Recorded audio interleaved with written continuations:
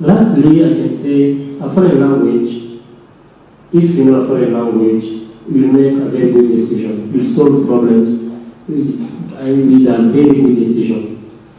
Parce que si tu comprends le problème, tu sauras les résoudre. Mais si tu ne sais pas, si tu ne comprends pas d'abord par la langue quel est le problème et comment résoudre ça. You have to know first the problem, to identify the problem, to understand the problem so that you can solve it. So you make a good decision if you know how you know to speak that a foreign language. Je dis ceci, si tu parles une langue étrangère,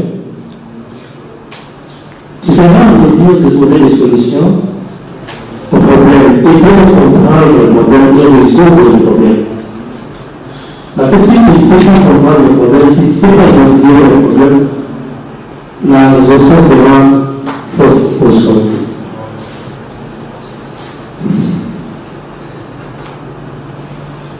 In short, conclusion, foreign language is very important in a business. It is not only for communication, it's not only for communication, but it will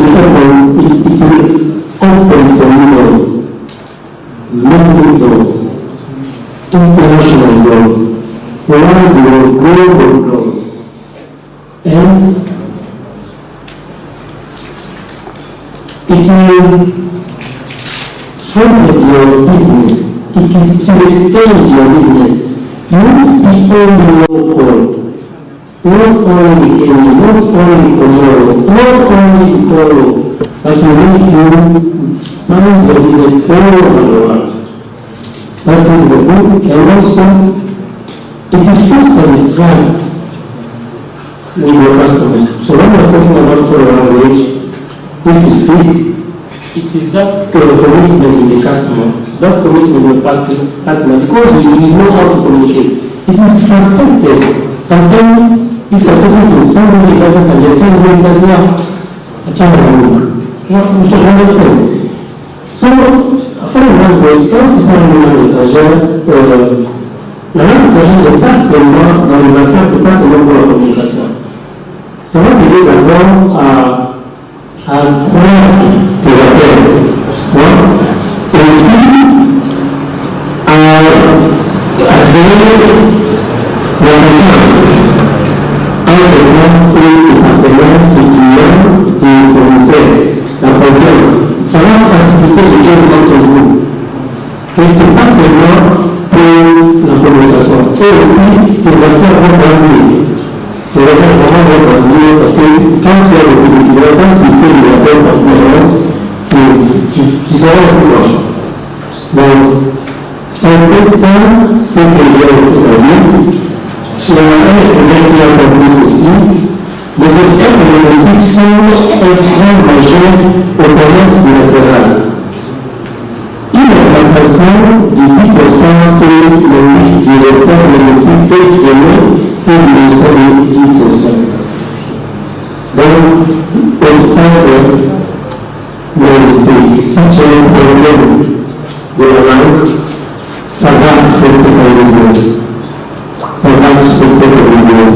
10% de difficultés logistiques peuvent entraîner le déficit de 10% dans tes affaires. So, because of time, I'm not going to go further. I think I'll stop here. Unless people have some questions first.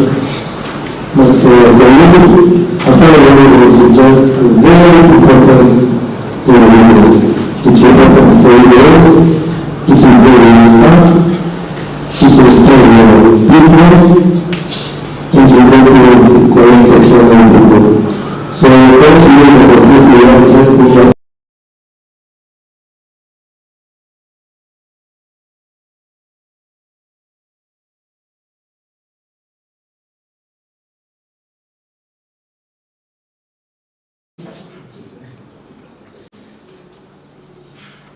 That means either people do not understand or they understood everything. It's okay.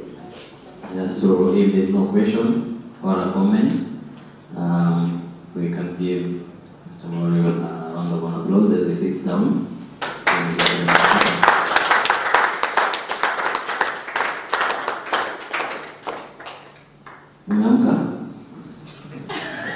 Okay, thank you for everything.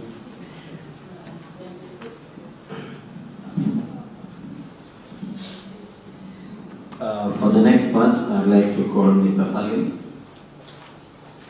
Mr. Salim, yes, Samka, is going to take us through culture and education from UNESCO. Yeah.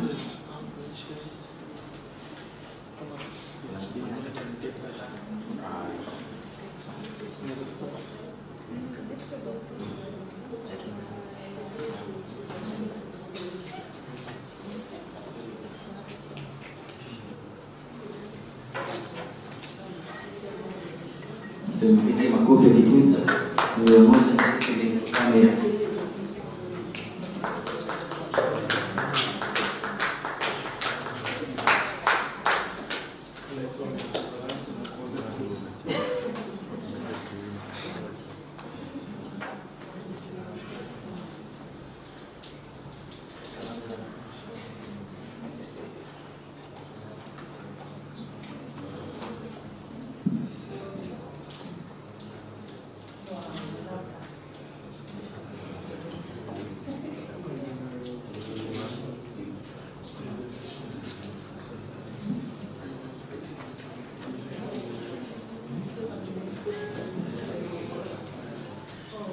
Yes, good afternoon.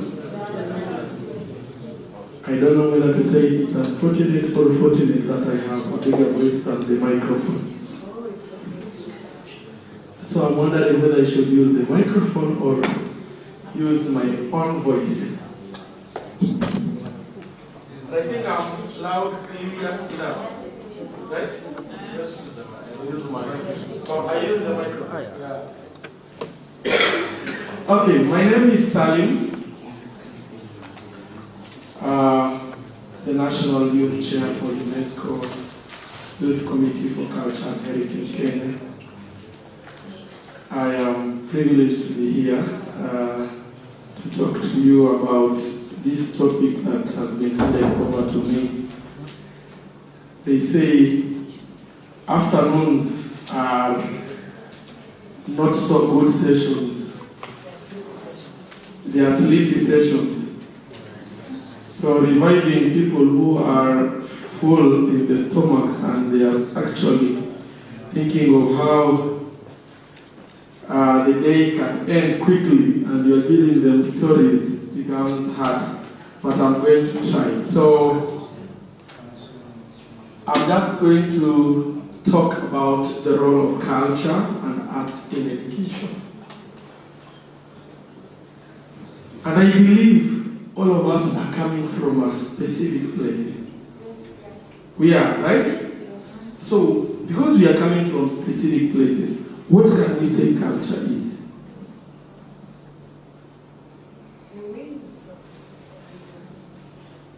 The ways of the people. The ways of the people.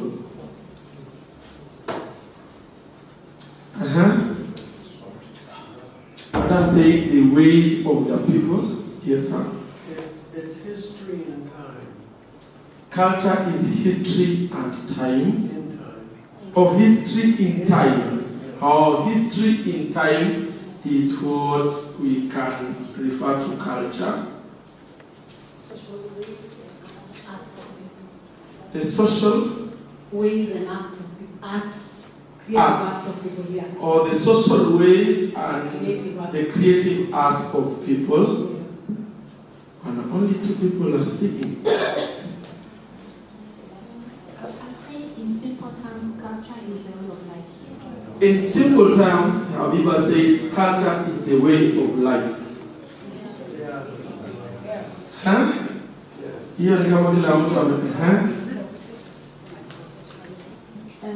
Culture is the lifestyle of a specific place, lifestyle of a specific religion or country.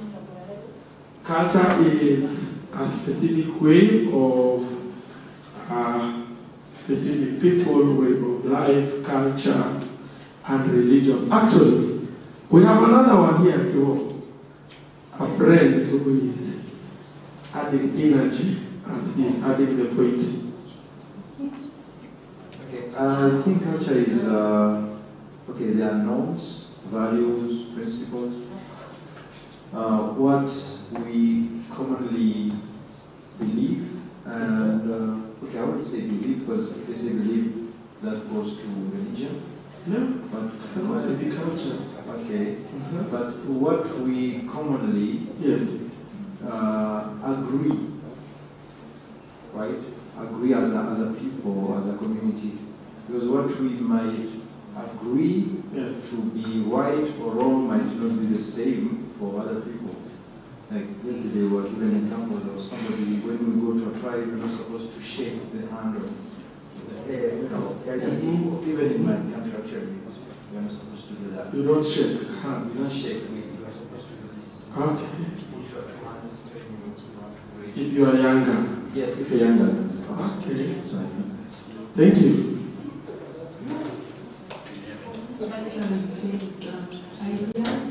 Ideas or customs or social behavior of a particular people or a particular society.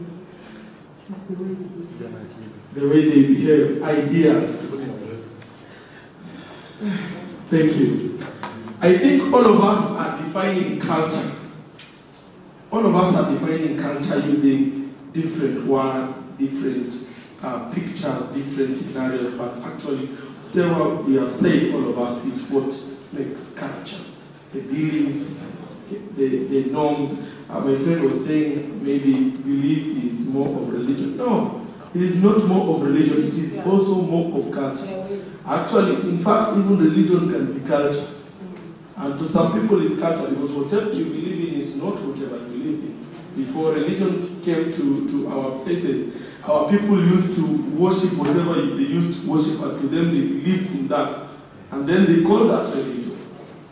So it is actually everything that we have said. Now, a question to all of us. What kind of behavior or culture or something that you find weird to you find weird from a different culture that you've seen? If it is from your own culture, you don't find it weird.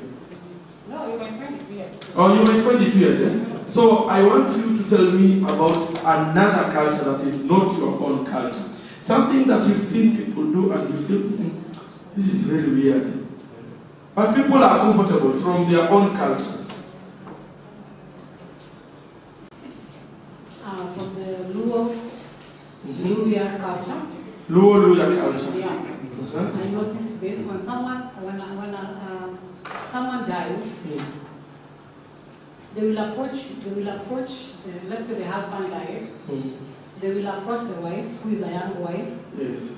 And tell her that she needs to be returned to the home. You know, when your husband has died, it's like you've been removed from the home.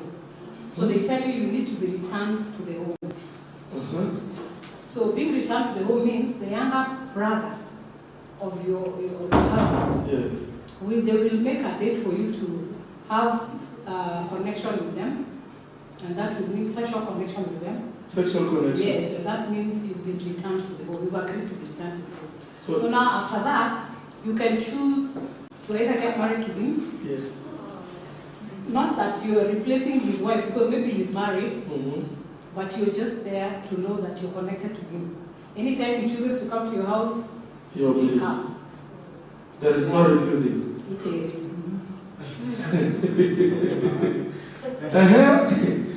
Now we are learning cultures. It's bad. No, it's bad to your view, but maybe to them that is their culture. And yes. Something that I found it weird, and as a culture, I don't know if there is someone from South Sudan. Okay, so Simon is representing. All right, so when I saw some people from South Sudan, I can get them to have some marks in their faces. Like something was grabbed in their faces, like, I don't know what is that. So you found it like that it will be there until he's dead. It's like a mark. Yeah, it's like a mark. I don't know it's but intentionally or I don't know, but I asked them, they said it's part of their culture to put, I don't know, marks on their faces, and that marks is not an ink or something that was written that you can remove it, but it's going to remain there. So when I see people, some South Sudanese people, like mostly the women, they do that. The women? Yeah, the women, sorry. And it was very weird for me, and I could not even... So not understand why is that? The second culture I saw when I came to Kenya in 2017 from Comoros, I saw the Maasai culture by putting, what do we call it there? And in their hair there is a big hole. Yeah, so I was like, what the hell is that? So that they can wear as many earrings as possible. It doesn't matter a man or a woman, so they just use all of them. So and that's the two cultures that I saw, and I saw it in Kenya, and it was. So for the Maasai, it's very weird. Yeah, very weird for us.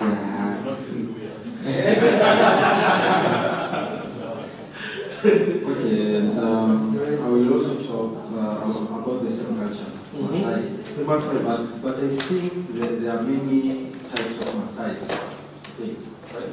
Yeah. So I was in Tanzania at the time, and I met a Maasai man, and he showed me a scar, telling me that I had to fight against a lion for me to be able to marry a girl.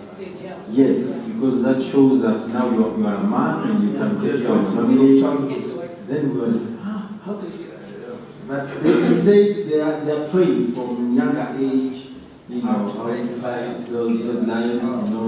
I know you are actually putting yourself in their shoe and imagining that you cannot fight a cat. So I found it weird. Weird. People from Bukusu, yes, exactly. Very nice. You are right on point. Yes. Now, before you continue, I want to correct people. Bukusus don't eat people. No. You see, there is that notion whereby No, can you start again? We want to understand. Bukusus don't do what? they don't eat. Yani eating of using the mouth, you know, not the other eat. Okay. Now, there are three cultural practices. Maybe you will know the communities, you will assist me. One, just a reference from what my brother here said. Yes. There is a community in Ethiopia, I believe so, Yes. that normally they elongate this lip, then they put a very big something. Yeah, the bigger the lip, the more serious you are in the culture. Like, seriously. You see this lip, like the way yours are very small now, see, I'm wondering. So you're supposed to stretch up to somewhere here, and they put, you can imagine like that lid of a door, then it's placed there. So you see, that's weird. I think it is the same way that the Maasai do. Yeah. Oh, They cut the ear and make it bigger, but it does not become bigger in a day. They don't cut. Oh. They just make a hole. They make a hole and then they a bigger thing and a bigger stick until it becomes longer. So they leave the same. They pierce it with a smaller thing and then they keep adding the size of the stick until it becomes the bigger your lip is. Then there is also this other community that is it the lady who is supposed to get married is the one who is slashed vizuri. And on top of it, Boko mpaka. Those are the Sudanese. Yeah, the Sudanese. Like, why should you do that? No, they are proving that they can handle the shakes and ups and downs of marriage. And the last one, still, I think, is also from the same. I think is it Ethiopia again or where the man now has to be fed until he has a very big tummy to, I don't know, to prove. So the bigger the man, the bigger the tummy, that is, the bigger the tummy, the more wealthier you are, something like that. I think I should go there.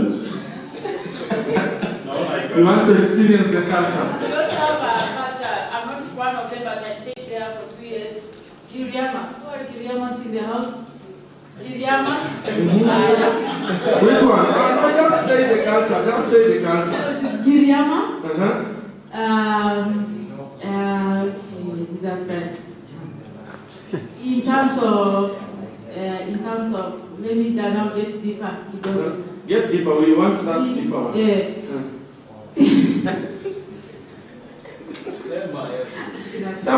We are listening. We want to learn from these different cultures. You see some people from okay, I don't know if it's it's a culture, but I just want to mention what I did dislike about it. Is when a foreigner comes to the country. To the country? Yes. The wife, Giriama, husband and Giriama wife, the husband can get married to a Mzungu, and then they agree with each other. Like when that woman comes here, let you tell her that I'm a sister, you are just a sister or just an auntie. Those are the modern calling ways. Okay, no, she was mentioning so that if it is a culture, we correct it. Okay, that one is not a culture. That one is a way of survival into this hard economy. It's not a culture. It's not a culture. Yes. Okay. Hello, guys. Hello. So, this low culture. My father told me about it. Yeah, it's a low culture. A low culture. Yeah, it's practice. So, he told me that there are those people when like a lady dies, and her husband already died a long time ago, and when the lady dies, and she has not yet been sexually cleansed. Yes, sexually cleansed. Yeah. Yes. Yeah. So they call like a distant relative to come and sleep with that dead lady. Dead lady now? Yeah. To cleanse her before she died. Before she's buried? Yeah, because she was not like inherited, something like that. Oh, she was not inherited? Yeah, so abandon that culture. So it's right. Now that's what we have to be inherited. For those who refuse to be inherited. Okay, it's this way. You are clarifying the story. When a woman is married, they never pay the dowry. Yes. So and the husband died. When they never paid the dowry, and the husband died. And so, before there's someone that's supposed to first dig the grave. So, because the dowry was not paid, yes, and she was not inherited, so the body will be left there. They look for a man. That different man. Just a different man. This man will come and sleep sexually with the body, yes, without this protection or what. So after sleeping with the body, so that man will be the first one to dig the grave for others to come and dig. So actually, let me ask on behalf of the members. There are serious men who agree to do that. It's a custom. Yes. So mostly they'll go after someone who is using drugs. Or someone who does not. They pay that person. Yeah. Yeah, they pay. Or they'll give the person a hand. And then when they are idle also, because these things you cannot learn, do it when you are educated, well educated. And then secondly also, in addition to that, because this one I witnessed myself, in one of my videos, not in Alego, but in Kalmo, those sides, a husband who has not built Simba, it's called Simba. Yes. Simba, okay. Simba. And he has been living with the wife like, come and stay. Yeah. Now, the wife, the custom is they have to build a Simba for that dead body. So Khasakat. Huh? We call it Khasakat. In law, yeah, but now I'm speaking on law in regards to law. So I saw the lady holding the hand of the husband, yes, and now they are building it for sure, and that's how it is. Yes, it's something I witnessed. Yes. This is another one. Yes. Like if a parent dies, yes, then in that family there are like 5 daughters, and they are all married. Let's assume that the first 2 are married, the last one is married, and there's one who's not married.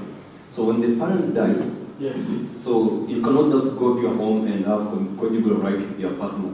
So you go by line. The first daughter will sit down with the husband. They will call the second one that I'm already done. So she opens the door to the second one. Then the second also will sleep with her husband. Then will open the door to the other one. So in case if there's one who's not married, yes, they look for a man to sleep with the person, to open the door for the next one. Well, then there's another culture in Luya, Western, on circumcision. They don't just circumcise, like go to hospital and you're circumcised. Yes. No. You have to go through the hard way. You must go through the hard way. And that hard way,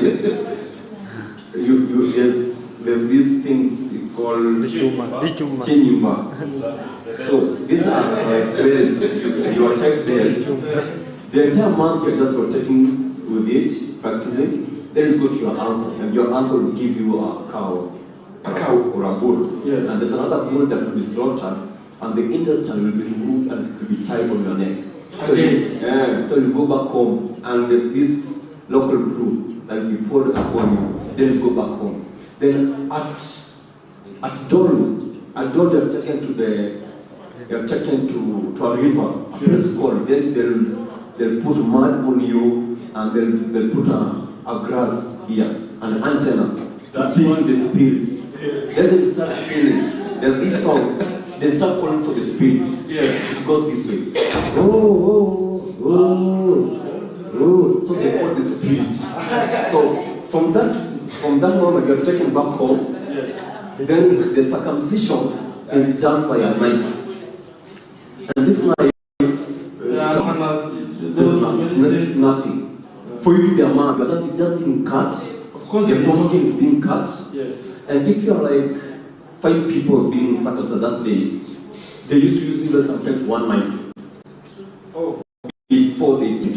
So they circumcise this one with this knife, the same knife, the second one, the third one, to the 5th. And there's nothing like medicine. There's these bricks. They make like a powder. Yes. Then they just put on that injured place. And then you are a man. You are ready to then go. You go. But now you are a man. That one you can speak. It's okay.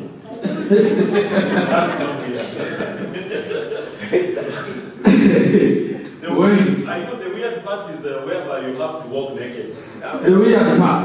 Yeah, you walk naked. With antenna. With the good thing that antenna, when the spirits are now called, yes, you will lose focus. You will not know what is happening.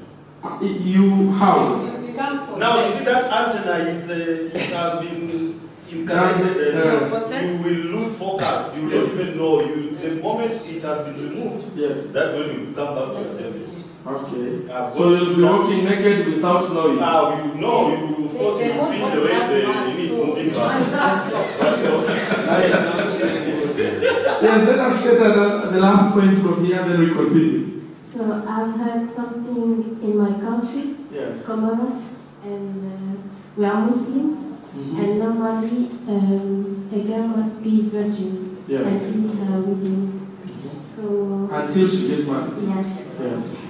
So I heard that there is some families, I think, they check the bed sheet after the wedding night. Yes. If there is the blood. During the wedding day now. Yeah. If there is the blood of the wife, and if there is, they will check the bed sheet and show it to everyone that now we have approved she's a real virgin. this way. And that's weird, eh? Thank you. Okay, they are saying the last one.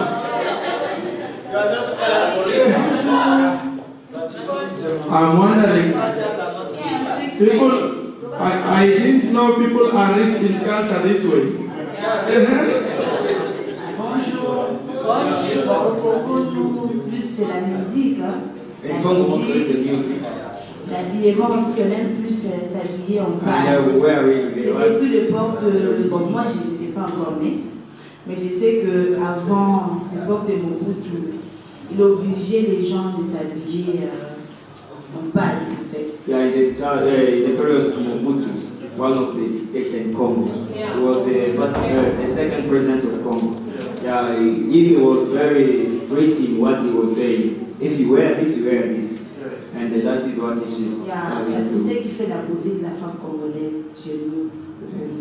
That is the beauty of Congolese girls and women. They are good in wearing. I don't know, Kitenge. Yeah, in Kitenge. Everyone wears Kitenge? Yeah, most of the women and this one. Oh. Yeah. Et puis aussi, on aime beaucoup, comme je l'ai dit, la danse. Ça fait partie de nous, en fait. Il y a les chants, la danse, ça fait partie de nous. Donc, ici, même au Kenya, quand tu te croises avec un Congolais, un Kenya qui partage au Congo, qui a la police, on a joué à Kuimba, on a joué à Kudance. We want that culture, we want that one. Yeah, especially when I'm with Simon, you have to take me there. Yeah. You have to take me there. Especially with the culture. Yeah, tunakula monkey.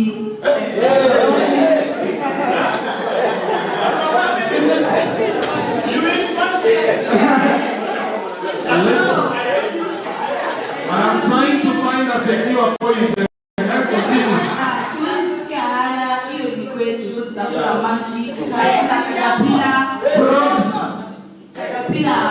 Frogs. Yes? Yeah, frogs. We are not going to talk about frogs. Can you clarify?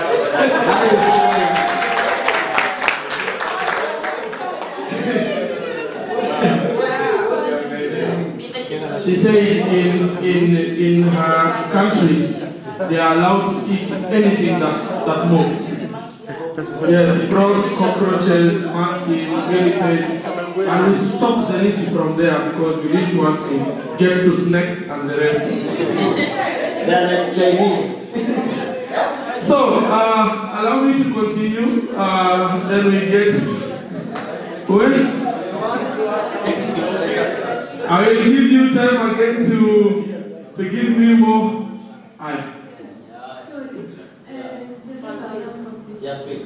J'avais appris, quelqu'un avait dit qu'il y a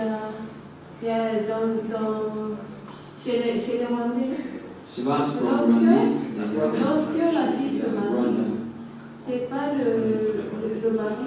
Donc, lorsque la fille se marie, c'est pas le garçon qui passe une nuit de miel, une lune de miel avec. Non. La nuit de noces, quoi. C'est pas le garçon qui passe qui passe la nuit de noces avec la fille. C'est le beau-père. It is like here in Rwanda. Nimeshtuka inabidi nikae chini.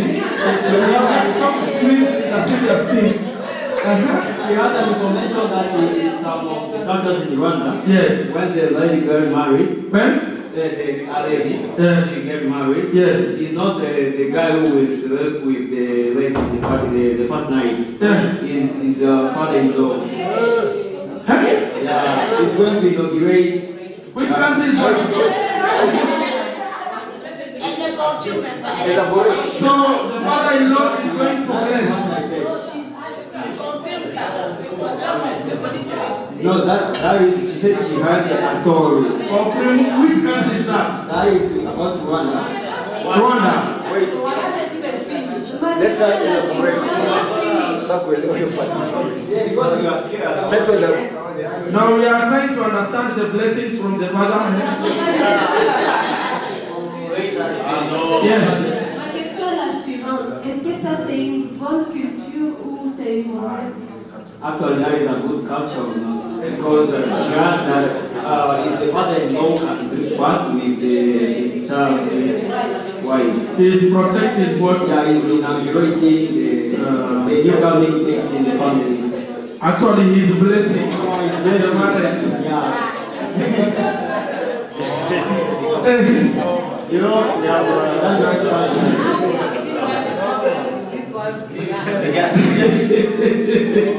When we expound on all the cultures, we can actually get back to where we have gone wrong with these problems we are facing in the world. But now, they are our cultures, and as much as you find them weird, to them, the culture is perfectly fine. Like from the Choni community in coastal region, they have something called cultural science. I say cultural science because in their area they have a different name, but cultural science is something you can understand. So everyone makes their own rainfall. For example, if I can see rain is setting from here, I can decide the rain will come to my place only. Yes. That's your problem. It's called cultural science. Okay, so we were trying to define culture. And so I want us to look at now, according to UNESCO, they define culture as the whole complex of distinctive, spiritual, material, intellectual, and emotional features that characterizes a society or a social group. It has to be a specific group, not one person, but a certain group that they have their own identity in their own way. It includes not only the arts and letters. Sometimes we feel like culture is all about the way we behave or the way we dress, but it goes a long way to even artifacts, how you decorate your things and all that. That is also culture. And then the fundamental rights for the human being, the value systems, the traditions, and the beliefs. When describing cultural heritage, we consider people's beliefs, their language, their social behavior, their norms, as well as their arts and customs passed down from one generation to the next. Like right now, you go to the Bukusu. The children that are coming up will be told about how we do things here, what we do. Like for the Pokomo people, they'll have to be passed through a situation that confirms them to be real men when it comes to that time. So they are taken to the elders. In fact, in the Pokomo area, all the elders that are believed to be good in cultural science are called together. And then these are the boys that are now graduating to be men. They are taken through a serious process of protecting them. Now I can understand the word science. This is witchcraft now. Now, to them, they don't call it witchcraft. Yes, and it's culture to them. Now they sit them down, they do things to them, and then they tell them, now, we want to test you, whether you are now strong. Then a boy is told to stand there, and a man stands here with an arrow and aims at the boy.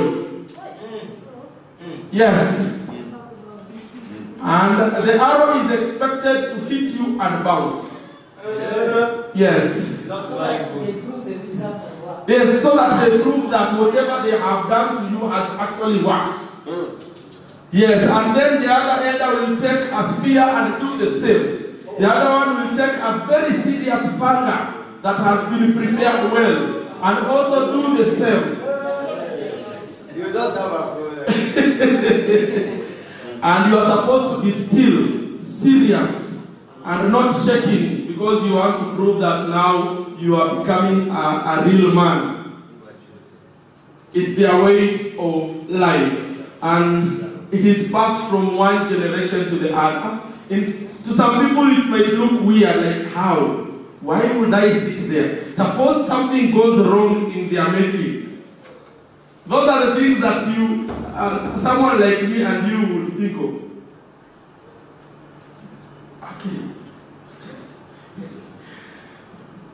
Okay, so I'm told the pace is too high for. Okay, so that is what happens in other cultures. I want to ask, what can we see on that? Who can relate?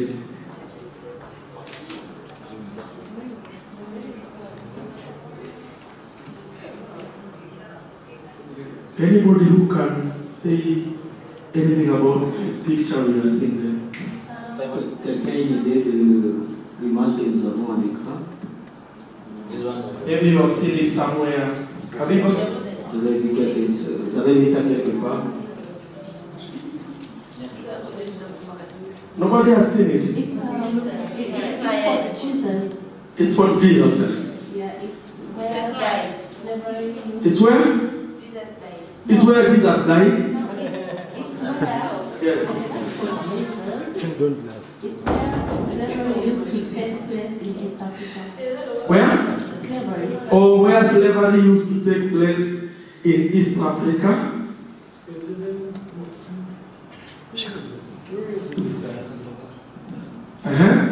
Say East Africa, where exactly? You are being asked, where is it exactly? It's in Mombasa. It's in Mombasa.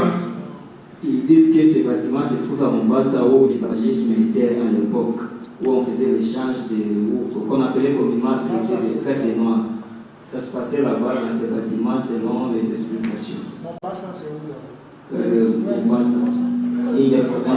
Mombasa is in the coastal region of Kenya, specifically where I come from. This one is called the Fort Jesus. Huh? Yeah, it's the Fort Jesus. And I was wondering, now in our current life, is slave trade some sort of culture? Can we take it as a culture or as a way of life? Maintenant, disons, est-ce qu'ils peuvent prendre ça comme une culture ou juste un mode de vie? Yes, now. Pour l'instant. Well, it could be considered a subculture. Yes. You know, even in the States, there's culture and then there's the subcultures that exist in pockets of different of the country. Okay. Yeah, so it could be considered culture. Le docteur dit que ça peut être des subculture. Yes. Ça peut être, il y a des cultures, on a aussi des sous-cultures. Spoken, you know it's there. Yes. It's not spoken too much about. Okay. It's just, and it's usually it's illegal, or it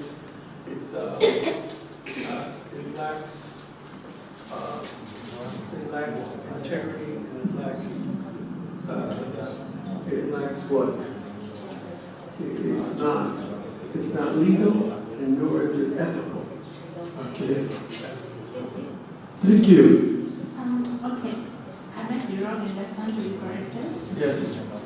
In my opinion, I cannot say slavery is culture. It's not a way of life. It's not our way of life. It's something that was imposed on us by the foreigners. So it's to me, I take it as it was some sort of a business to a means to an end. Yes. But it is not culture and it's not way of life. Thank you. Yeah, she said slave trade is not culture and it's not a way of life. It was some sort of business. People who are benefiting from the activity. So we have two types of culture. We have two types of culture, or we say cultural heritages. When we talk about heritage now, this one, the slave trade is not a heritage, but the building and the artifacts and everything now we classify them as cultural heritage. because they remind us of what has been happening, and we can actually conserve them for future generations to come and see, so that they can learn and know what has been happening. But the slave trade itself is not culture, because we are not practicing it. We are not passing it from one generation to the other. So when we talk about cultural heritage, now we have two types of cultural heritage. We have the tangible cultural heritage and the non-tangible cultural heritage. And this one takes us there. This tangible cultural heritage refers to the physical artifacts produced, maintained, and transmitted intergenerationally in a society. These may include buildings, monuments, landscapes, books, works of art, and artifacts. All of them, they make culture, but now we call them tangible cultural heritage. They are part of our culture. I was told, I don't know whether there is someone who read, who heard of an ancient person called Fumoliongo. Those people from Kenya. Fumoliongo. Fumoliongo is the name of a person. That's insult.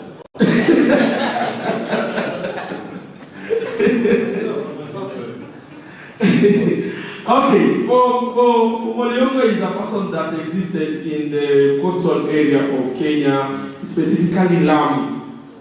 So this person was very huge to the extent that the British people were scared of him, like he had some special powers, and he could not die easily. They tried all means of killing him, and they could not get him killed, so they arrested him and detained him. So while he's inside there, he used to write poems. In Swahili, we call them mashairi. So because the British could not understand Swahili, and the Swahili also has different dialects. So there is this specific dialect called Kiamu. Amu is a Swahili dialect. So this guy used to write poems, and he used to use the poems to communicate to his wife on how he is faring on inside and how he is going to escape without the soldiers understanding what is happening, because now they see it's just a poem, it might be a love poem. But inside the love poem are instructions on what the wife should do. And one day the wife was instructed by the husband, using the same poem, to put a knife, to bring him bread, and then inside the bread put a knife. And the wife did exactly that, and brought the loaf, and with another poem. So the soldiers read the poem, and this is a nice love poem, and then they hand over the poem and the bread to the husband, and then the husband gives the instructions, and then he understood that the knife is in between the bread, and that is how he used that tactic to escape. Now, up to today, we have those poems. Those exact poems, preserved. That is now what we call tangible cultural heritage. Like if they are lost, we cannot get to know what they wrote. But right now we can read. In fact, they are preserved in the same dialect, the same language they used to write, in Kiamu language. So when we are speaking Swahili and you read the poem, someone like Simon might understand 2 words out of 50 of that poem, and it's still Swahili. Someone like Linus might, like Kevo, will understand 3 words out of the 20 words that are in that poem. But now it's a way of culture that we preserve. You go to Fort Jesus, you find everything that was being used by the Arab during the slave trade still there. Everything there for people to come and see. For our children and children to come and see and learn on what has been happening during those days. What can we talk about that the picture that we are seeing?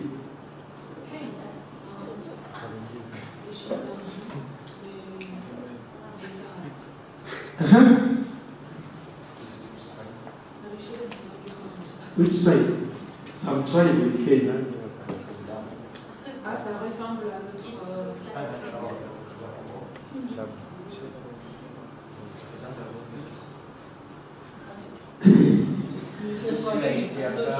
It looks like their culture.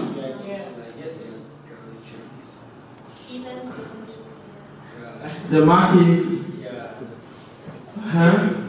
the dressings. The dressings depict something like the Gikoi and the Kangas. It's like, these are two different cultures, right? They look like two different cultures because if you look at this one is not decorated on marks. But this one has more ornament than the other one.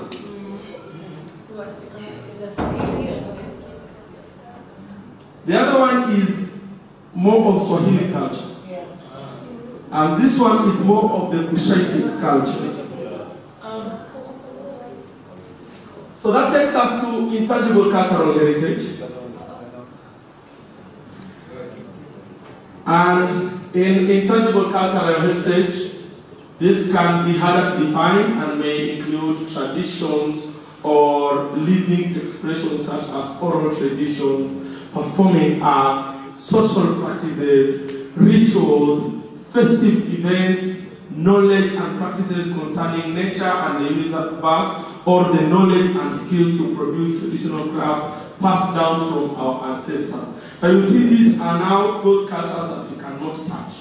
But again, we can talk of them, we can teach, they are more of skills.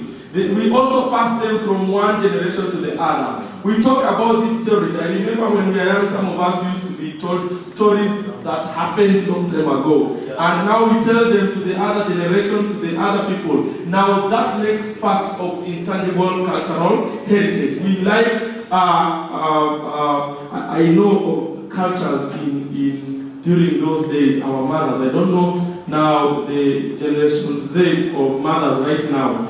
But the mothers, I remember of my mother, I don't know whether one of you have had a situation where you are at home and then visitors come to visit your mother and you are there. You are child, so they are in their stories and you are told, can you go and bring some drinks for the visitors? You go buy sodas, bring them. And instead of going, you sit at a specific point.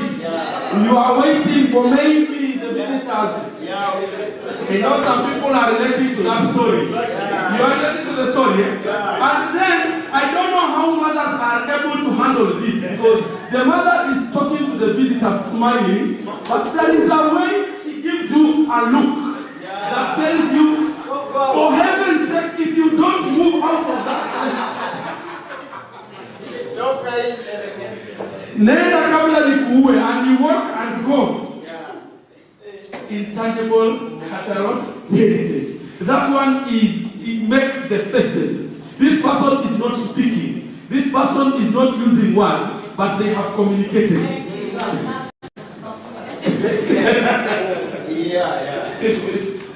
I want to faster because my time. So a lot of emphasis has been placed in protecting tangible cultural artifacts while leaving out the equally important intangible counterparts. Like we have not put so much energy in conserving the intangible than the way we put energy in conserving the tangible cultural heritage. So each person is bonded to their community through their senses. This sense of belonging is created and renewed by experience, sights, aromas, tastes, tactile sensations, and sound. There is a way that a certain community can even communicate using a whistle. Is that true? Yes, someone whistles and they can tell that whistle. And they can even tell. There is a certain community that can communicate even using the wind. They can listen to the wind and they can tell the Maasai.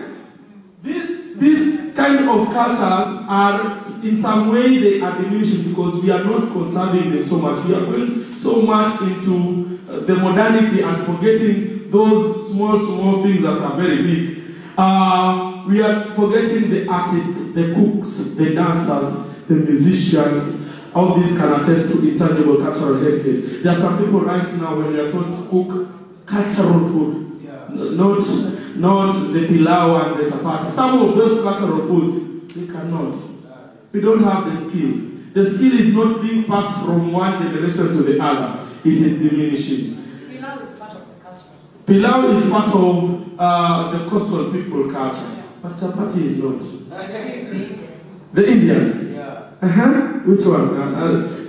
Now, it is, some of us, we are learning it not because of culture. Yeah, even the pilipili for Indian. Oh, the pilipili for Indian, that one is not cooked. You can have it raw. So the world is a global village, which is quite beneficial from an economic standpoint. So globalization has, however, become a threat to cultural diversity because cultures around the world are becoming more uniform. Now we are expecting to have pilipili only with the Indians. Now we are eating pilipili like nobody's business in Okay, so what is the significance of culture in education? We are moving fast. Significance of culture in education? What? Well, in Egypt, yes, you had many Europeans coming into Egypt, yes, to learn what Egypt had developed, which was science and philosophy and everything. Every main category of science and that kind of thing, the astrology. Yes. So Socrates and different ones, Pythagoras, they came to Egypt to learn. That's true. And now, that is one of the main reasons why we need to maintain our culture. There's a lot of good things outside of all the crazy things, yes. But but there could be some important. There is an importance of every culture. Okay. And in my thoughts. That's and Egypt is a perfect example. Also Ethiopia. Yes. I mean, these are the cradles of mankind. All of Africa is, but what I'm saying is the culture is so rich, and these Europeans didn't know how to live. So they learned a lot from the African culture. From the African culture. And because the culture was preserved, yes, they were able to learn. But then they even burned big parts of, different parts of, I mean, I don't really know my history, African history like I should. But at least I was able to say that. Thank you. They learn a lot from our cultures, and then they take them, and then they erode our cultures, and then someone saying that they have actually founded Mount Kenya. Right?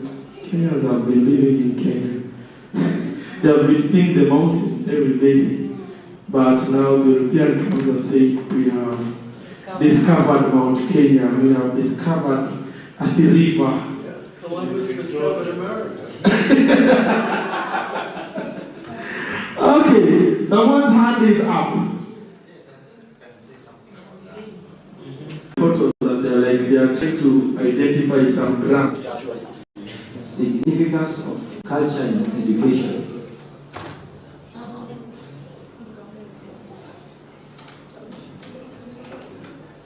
Yes. So, in my culture, it seems that before you were not allowed to go to school until you reach a certain age. Yes, so that was like a cultural thing. You had to learn like the agricultural or the cultural way first, and then your parents had to feel that you are ready to go to school, and you have to reach a certain age before you go to school. And there was also there was a negative attitude to let girls go to schools because our parents, they believe that if they learn, then they will be raising their voices. They'll become arrogant. So there was that. That's fear. Yeah, there was that concept. Yeah. So Thank you. It impacts and it affects the education. Thank you very much. I want to rush faster because, trust me, when we touch on issues to do with culture, it touches on every one of us, and we have a lot of things to say. And we can actually take the whole day talking about culture, giving examples and experiences. But now we don't have the luxury of time, so allow me to rush. So, one of the significance of culture in education, I'm just touching on the main points, and that is the cultural relevance and contextual learning. This one shapes the way individuals perceive and interpret the world around them. And we are saying integrating education and culture, the students' cultural backgrounds into education ensures that learning experiences are relevant and meaningful. Again, it gives cultural competence and inclusive practices, preparation for global citizenship and interconnectedness. And we can say, as in today's globalized society, cultural competence is essential for success in both personal and professional realms. Education plays a key role in preparing students to become informed and responsible global citizens who can thrive in diverse and interconnected contexts. You can imagine right now you have learned of other people's culture and you say something seems weird, but at least you know about it. You get there, they are behaving that way, you say, I've seen this one. So you will not start laughing because it is not in your culture. Now you see it as very weird. Now you start behaving in a funny way. It makes you appreciate other people's culture and live with them. When I look at cultural diversity in education, I said I'll be moving faster. Nowadays we coexist. And we are saying, actually, cultural diversity supports the idea that every person can make a unique and positive contribution to the larger society because of, rather than in spite of their differences, we put differences apart and we bring culture and say, how can we make ourselves speak in our diversity? I love the way Kenya has embraced the culture. In education. Now we have changed the way of measuring culture, and in Kenya we are actually practicing culture in school, and that is a big. Why should we have cultural diversity in educational settings?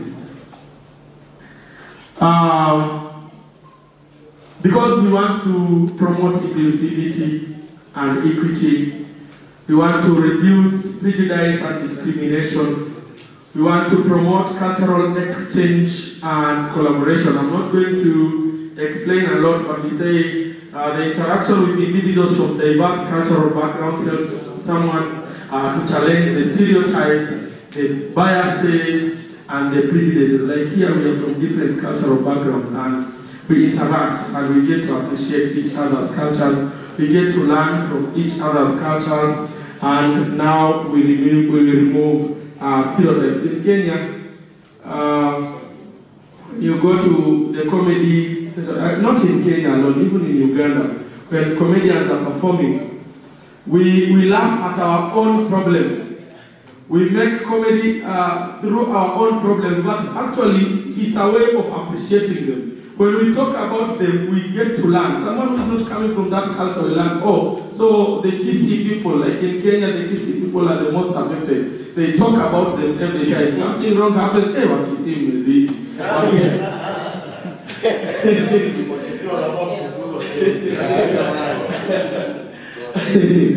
So, someone can tell me about that. That is a ruin. Wow. That is a ruin. It has been preserved. Yes. Get your ruins.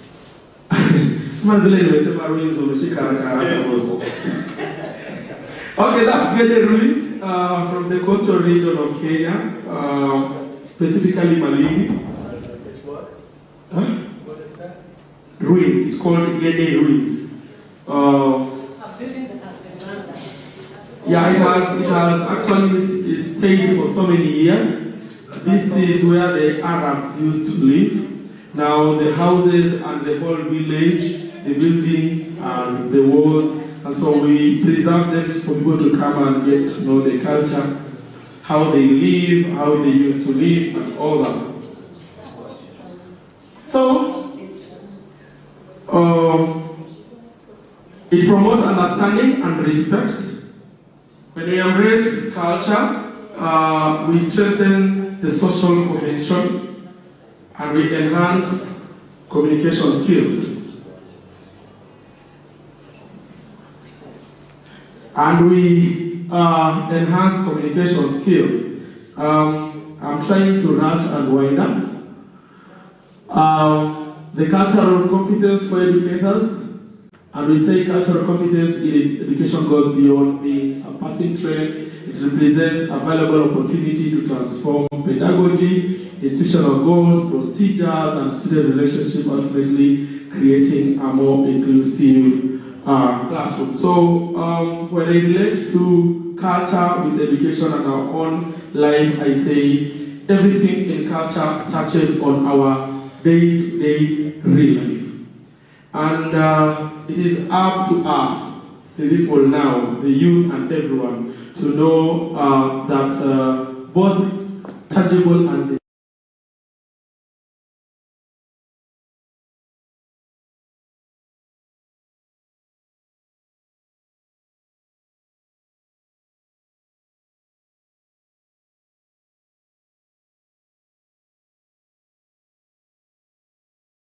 tangible culture.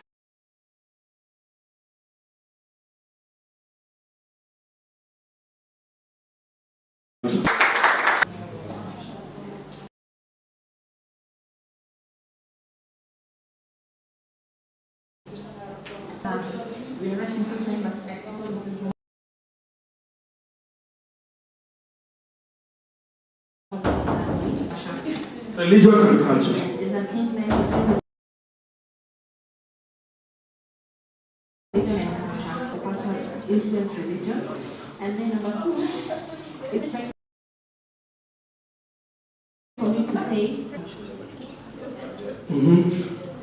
Okay, let me respond to first.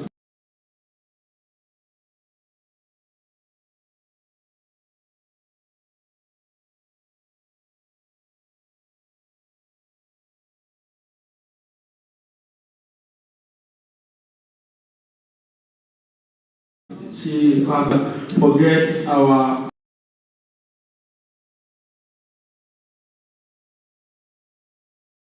cultures are not allowed in religion.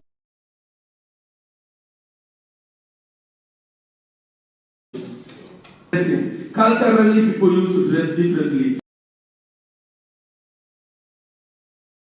And then literally, maybe from this particular culture, they used to eat almost everything. It gives us specific types of foods to consume. So you see,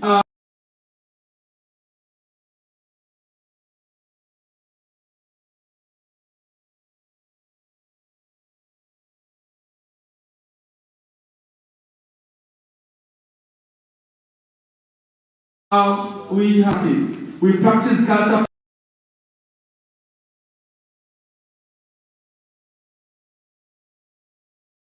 for specific time.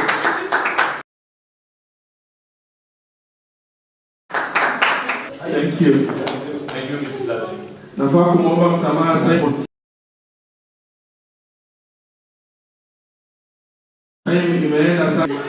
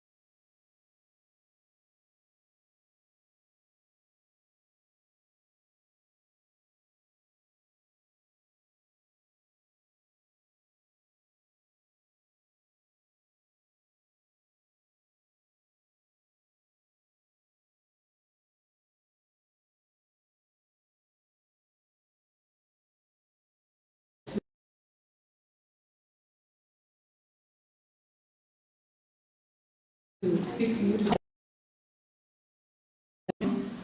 Congolese, Congolese community here. They live here. They have their church here. They have their celebrations here. And then we also have the Mozambican community. I don't know if you've heard of those. Mozambique, they came from Mozambique. They are a community that is mentioned in the government as the 43rd community. You know, Kenya, we've always said we are 40 tribes, but now we are almost 45 or going towards 50. Sudan, we had yesterday, there are about 63 tribes. Nigeria, 200. But in Kenya now, we are heading towards 45 because we have the Asian community, which is now fully been recognized as a community in Kenya that forms part of the Kenyan community. And then we also have the British African community. The way we have Black Americans, we also have here the British African community, who after independence, some of them chose to go down to South Africa. And that's why we have this language a resemblance, because they carry what is on the eastern coast, which is Swahili. And Swahili is a mixture of Portuguese, Arabic, and the Swahili communities mixed together to form now Swahili language. So it didn't just come up as its own separate, but it's a mixture of many. But one thing I want to say is, besides the British Africans, the Mozambicans, we also have the Nubians from Sudan. How did the Nubians come to Kenya? It's a community that has been officially recognized as a Kenyan community, and they are settled in Kibra. If you go to Kibra, that is the place that was given to them by the first president of this country, Jomo Kenyatta. And the Nubians came into Kenya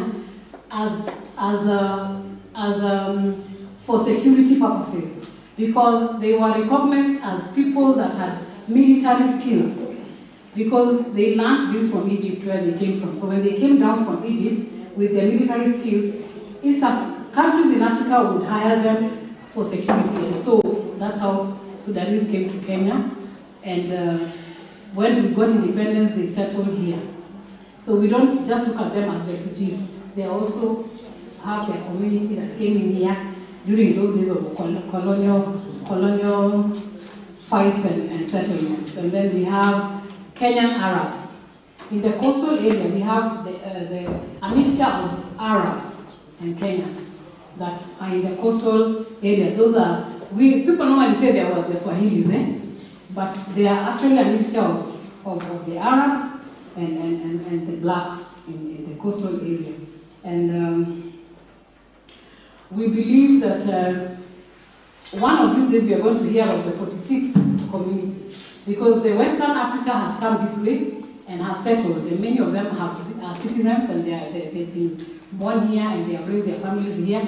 And one of the countries that I know that lived here for long were from Namibia. And I remember one of the presidents, the woman president in Namibia, lived in Kenya here, had her office here, and when it was time to do elections again in their country, she said, for what I have learned in this nation, I can go and try it in my country. And when she went, she became the first woman president in their country. So Kenya has many communities, and out of all those communities, each one of them have their own cultural beliefs. I have lived with the Asian community, Parklands, Westlands, and I have seen some of how they do their things. But one thing I came to notice in all these communities that we have in Kenya, we have unity, and then we also have a language, an unspoken language. You know, we said that we need to have Swahili as the African language, but before all these people have learned Swahili, there is a language that is a sign language for all of us as Africa. Because when the Congolese came here and they were speaking their French and their broken, before we even knew their broken Swahili, we embraced each other. The first language is love. You know, when I meet you for the first time, I don't know what language you speak, I smile at you and you feel like we love each other, and the first language is love. Yes. A sign language that all of us understand. And then the second language now that comes in for all of us, we cannot throw away English. English is there, it has its roots, and it is what we use in our schools and our offices. And then now we can top up the Swahili and other small languages that we have. But I want to say that all in all, language, community in Africa is an open platform for all of us to embrace. And through, how do we embrace this? Best Franco-Anglo exchange programs is a platform now that is open and set for us. I want to say that from now, while we are here, we will start registering you as an individual, as a group for performance. Next year we will have the best Franco-Anglo exchange program here, and we are going to write an invitation letter to the Ministry of Culture. We will have a meeting with the culture director so that he can get to understand what we are doing and partner with us, so they'll be able to give us their coat of arms on our flyers to show that culture has now fully partnered with us. And then we can have the exhibitions as well, and we will be able to write a letter also to the PS, so that and we know some of you are here. My sister there, you've been working with the Honorable Ababu Namwamba, and we are saying that we need to have him in this program, even though now culture has been removed from the Office of Sports and returned back to the Office of Culture, because I follow up very closely.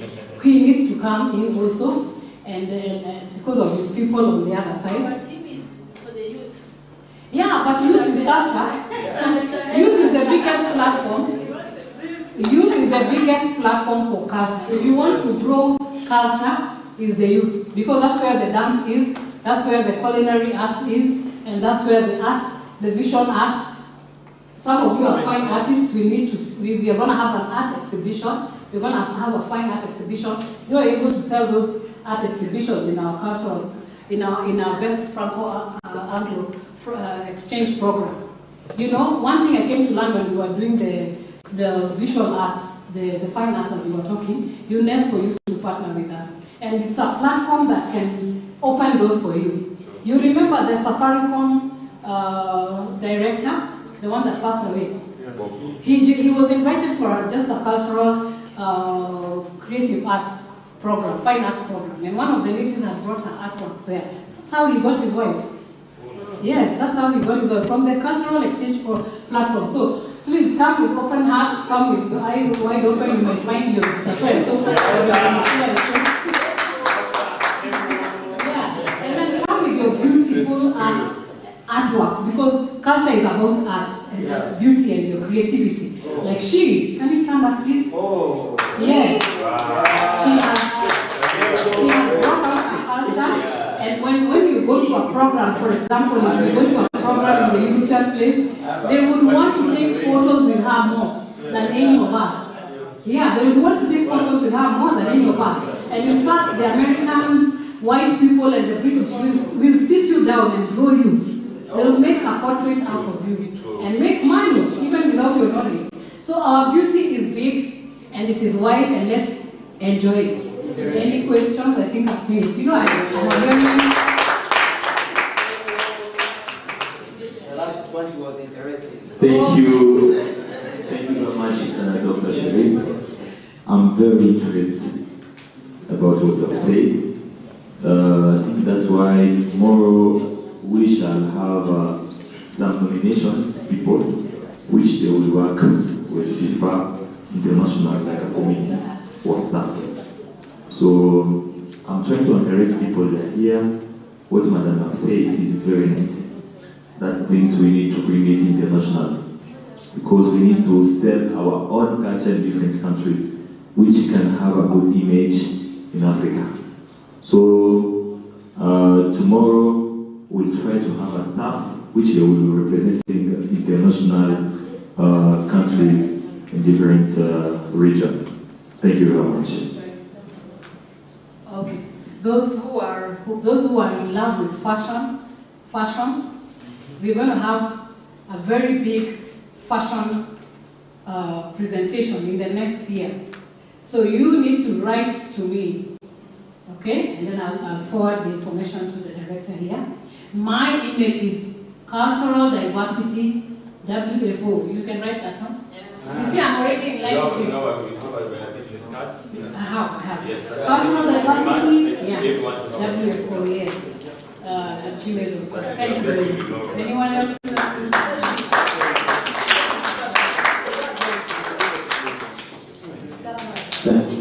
Wafula. Yes. Unamelala.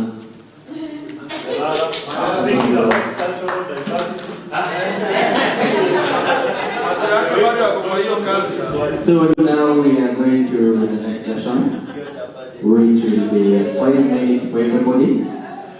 5 minutes for everybody. After 5 minutes, Nazima mic. Sawa? Yes.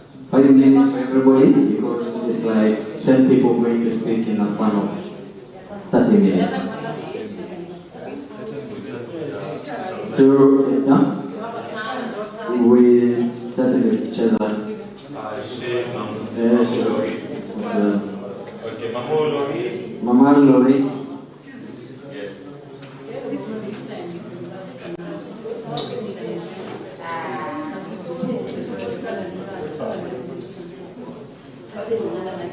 Mama Lori.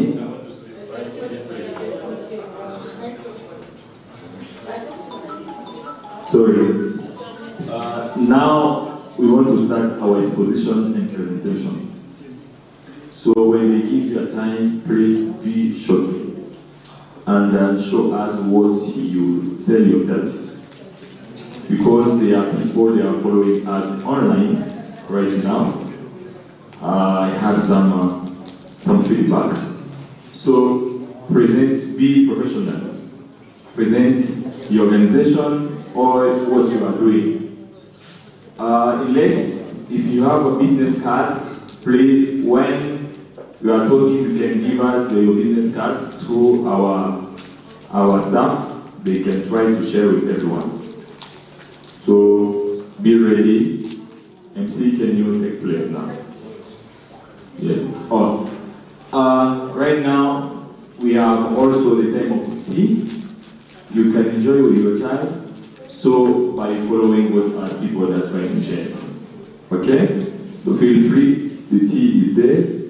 We are near Madam Abiba. You can go there, you take your tea, and you come. Thank you. Gilbert. So she comes the second one. Or you are ready?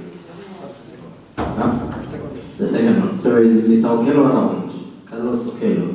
Carlos Okello is not there. Is not there? Yes, can start.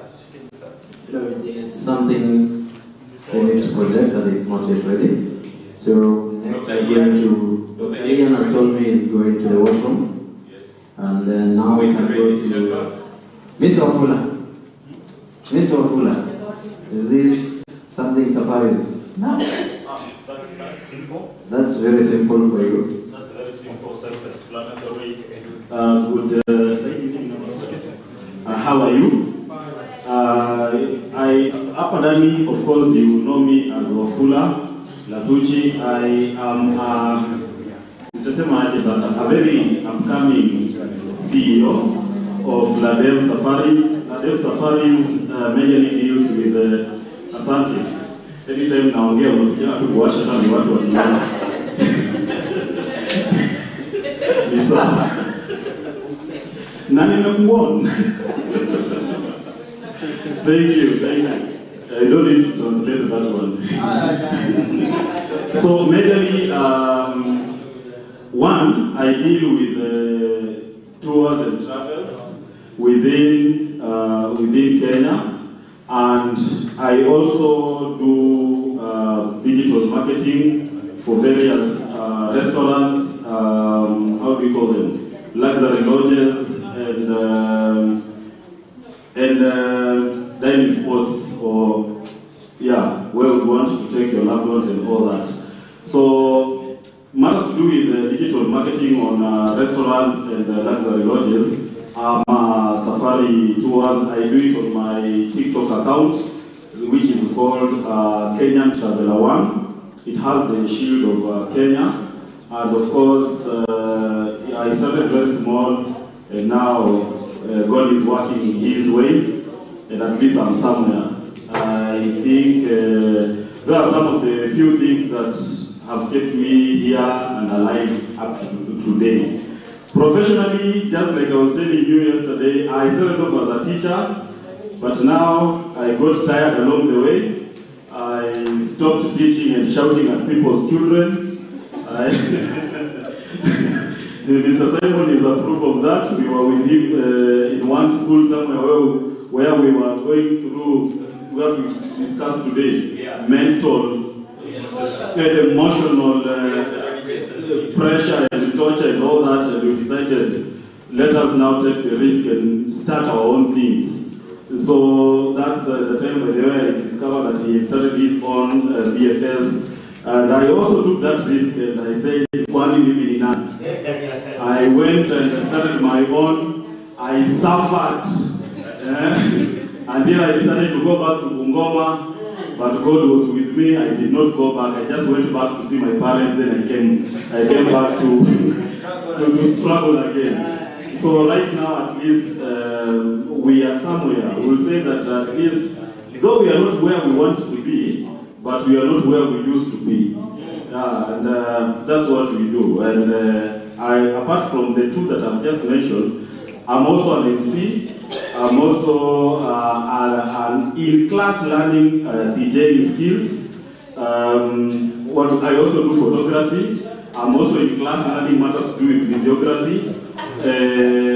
Kuna kitu moja nimesahau. I'm also a rugby coach, by the way. Security? Yeah, I also do security, personal security. Ukinisumbua, I have a licensed gun. Ni jokes hiyo. I also do personal security. We are a group of 4 who are running a firm known as Calvary Security. That is what we do here in Nairobi. We do almost everything. Kitu tu tunafanya bado ni kuua mtu na hiyo tunafanya. Thank you very much. Yes? Still? No, I've never robbed anyone. But given a chance, you will do that. So if someone wants a service of Mr. Wafula, you can contact him personally. Yeah, that would be okay. I'm everything here. I'm the flyer, I'm the banner. Okay, so the next one will be Association of Comorians Chairman. Starting. Yo.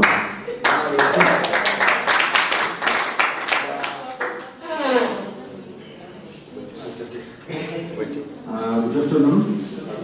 I think there is a bit of misunderstanding, but it's okay. I'm here representing the chairman, but I'm actually the Secretary General of the Association of Comorian Students in Kenya, ACSK. We are a non-profit organization or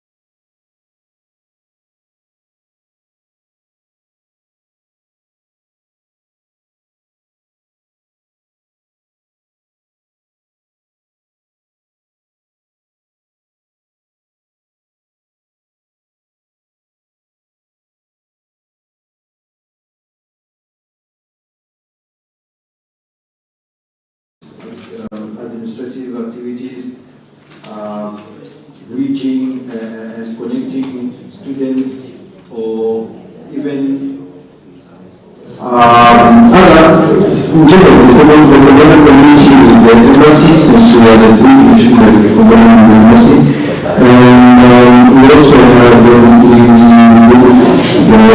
academic, we offer academic services because we come from a country where the academic system is very different.